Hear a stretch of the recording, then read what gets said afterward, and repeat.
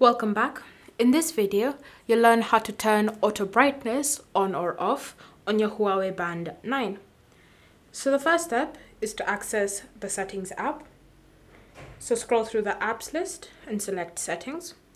From here, you want to look for Display and Brightness and tap on it. And then you should see this option Brightness and underneath Automatic. So tap on Automatic.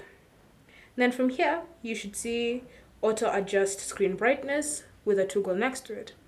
So as you can see, it's currently enabled, which means that my screen automatically adjusts the brightness based on my surroundings.